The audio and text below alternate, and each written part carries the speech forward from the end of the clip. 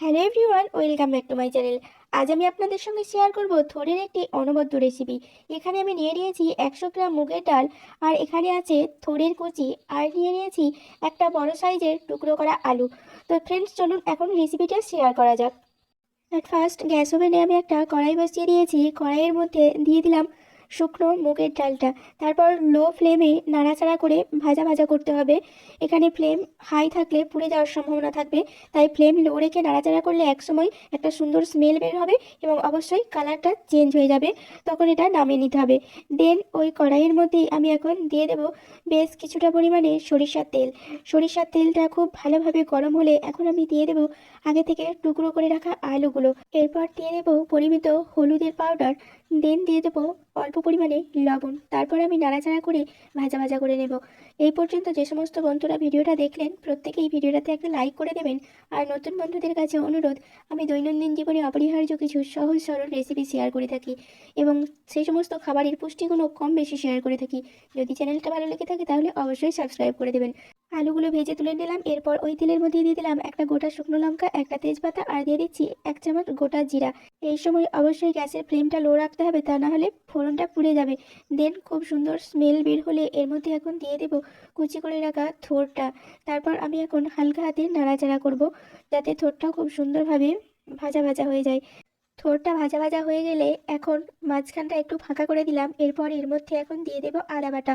আদা বাটা তেলের উপর দিলে খুব তাড়াতাড়ি ভাজা ভাজা হয়ে যায়, কাঁচা থাকার সম্ভাবনা থাকে না। তো সেই কারণে এইভাবে দিলাম। দেন দিয়ে দিলাম 1 চামচ হলুদ পাউডার, 1 চামচ লঙ্কা পাউডার, 1 চামচ জিরা পাউডার, অবশ্যই পরিমিত লবণ। তারপর আমি আবারও নাড়াচাড়া করতে থাকবো খুব সুন্দরভাবে, যাতে মশলার সঙ্গে থোড়টা আবারও সুন্দরভাবে কষানো হয়ে যায়। এরপর আমি এর মধ্যে দিয়ে দেবো একটা বড় সাইজের টমেটোর টুকরো। টমেটোটা অনেকটাই নরম, তেলে দিলে একদমই গলে যেত, সেই কারণে আমি সবজির ওপর দিলাম। যদি টমেটো শক্ত থাকে তাহলে তেলের ওপর দিলেও হবে। তো দেন ফ্রেন্ডস, আমি এখন আবারও কিছুক্ষণ নাড়াচাড়া করব। এরপর এর মধ্যে আমি দিয়ে দেবো আগে থেকে ভেজে রাখা আলুর টুকরোগুলো।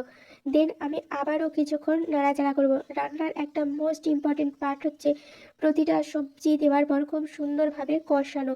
তো সেই কাজটাই আমি নিপুণ হাতে করছি এখন। দেন ফ্রেন্ডস, এর মধ্যে এখন দিয়ে দেব আগে থেকে শুকনো কড়াইয়ে ভেজে রাখা মুগের ডালটা।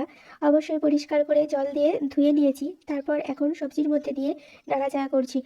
ডালটা আগে থেকে সিদ্ধ করে রাখলে অনেকটাই গলে যায় এবং সেটা ডালের আকারে ধারণ করে। যেহেতু এখানে সবজির ঘন্ট হচ্ছে, তাই ডালটা এই অবস্থায় দিলাম যাতে করে সবজির সঙ্গে সিদ্ধ হয়ে যায়, আবার দানাদার অবস্থাতেও থাকে, দেখতেও যেমন ভালো লাগবে, খেতেও তেমন ভালো লাগবে।